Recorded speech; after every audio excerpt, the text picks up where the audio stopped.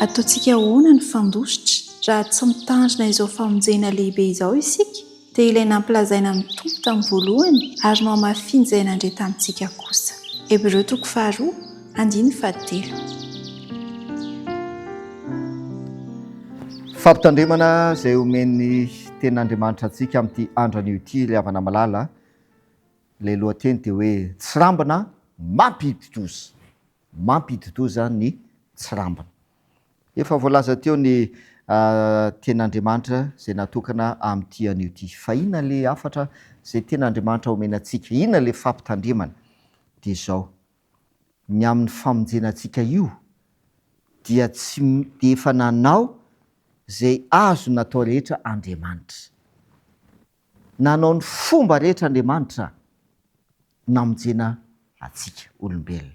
Tsy misy ry havana malala fanomezana lehibe indrindra ho an'ny olombelona izay tsy nomen'Andriamanitra mba hamonjena azy. Jesosy Kristy.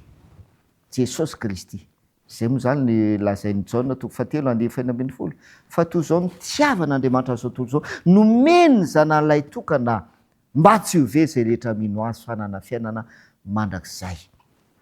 Any amin'ny Romanina 4:10 dia milaza hoe zay tsy niaro ny zanalahy fa natolo ny hamonjy antsika rehetra izy, tsy omena antsika miaraka amin'ny mahay maim-poana koa va ny zavatra rehetra.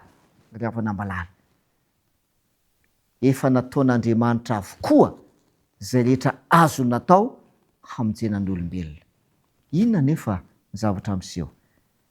Mampalahelo fa indraindray dia manao tsirambina ny amin'izany fahasoavana sy famonjen'Andriamanitra izantsika. Ataontsika tsirambina ilay izy. Ary ny zanak'Israely dia niaina an'izany toe-javatra izany tany anefitra. Nafahan'Andriamanitra tao Egipta, niampitana ranomasina mena, nosokafan'Andriamanitra ny ranomasina mba handehana ny zanak'Israely. Fahagagana anie izany ry havana malala. Tafitana ranomasina, tonga tany anefitra, nomen'Andriamanitra sakafo izy ireo.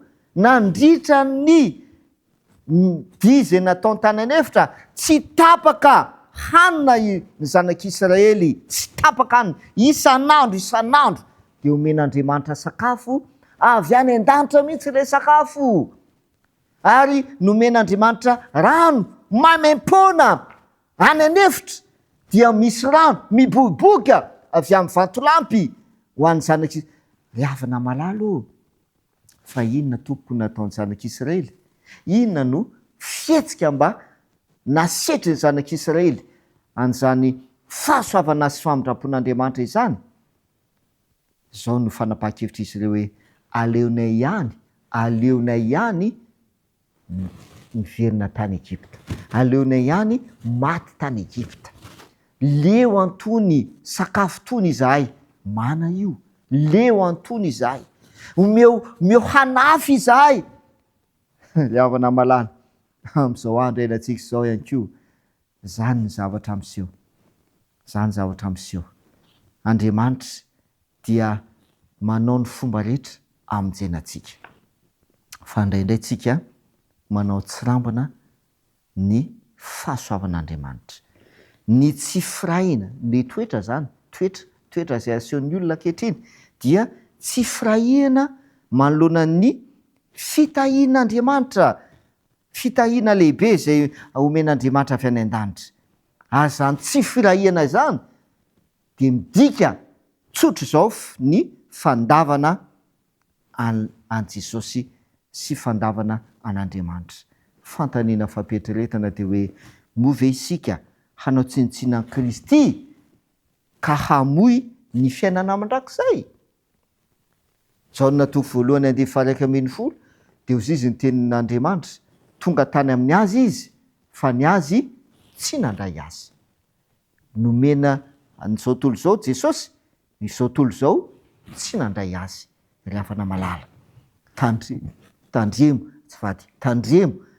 izany toetra izany. Ao amin'ny Timoty voalohany toko 4:12 dia milaza ny ten'Andriamanitra manao hoe miadia ny aty tsara ny finoana, azony ny fiainana mandrakizay. Azony ny fiainana mandrakizay. Ny fiainana, ny famonjena izay nomen'Andriamanitra anao, hazony hatramin'ny farany izany. Aza atao atsirambina ny fahasoavana sy ny famonjen'Andriamanitra. Ny fampitandremana sy ny hafatra ary dia ao amin'ny Korintana faharoa toko 7:15 dia zao no lazainy ten'Andriamanitra manao hoe dinio ny tenanareo. Ny ilain'Andriamanitra amiko sy aminao androany dia ity voalaza eto ity. Dinio ny tenanareo, na mitoetra amin'ny finoana ianareo na tsia, izahay toetra ny tenanareo. Moa tsy fantatrareo va ny amin'ny tenanareo fa ao anatinareo Jesosy Kristy, raha tsy olona nolavina ianareo. Le farany, raha tsy olona efa nolavina ianareo dia dinio ny tenanareo. Moa tsy fantatrareo ve izy? Moa tsy fantatrareo va fa ao anatinareo anie Jesosy. Efa nomen'Andriamanitra anareo atsika le fanomezana lehibe indrindra dia Jesosy Kristy, mba tsy ho ventsika fa hanana fiainana mandrakizay. Raisy Jesosy Kristy, aza atao tsirambina ny famonjena izay nomen'Andriamanitra atsika ankehitriny. Andeha izany no fanandramana izay iainantsika amin'ity andro anio ity. Mbola nomen'Andriamanitra androm-pahasoavana isika, mbola nomen'Andriamanitra tombonandro isika, mbola nomen'Andriamanitra famindrapo isika.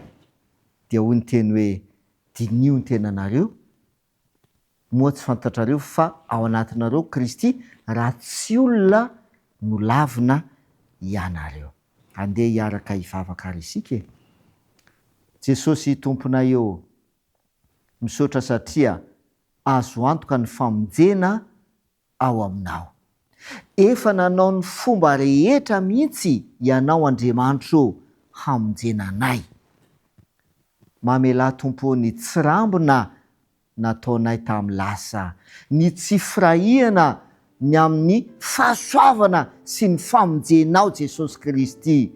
Fa amin'izao sisy izao dia aoka izay handinika ny tenanay, ary aoka ho tsapanay mandrakariva fa ao anatinay Jesosy. Ary aoka Tompo, mba tsy olona nolavina izahay fa mba olona azo famonjena sy fiainana mandrakizay. Amin'ny anaran'i Jesosy. Amen.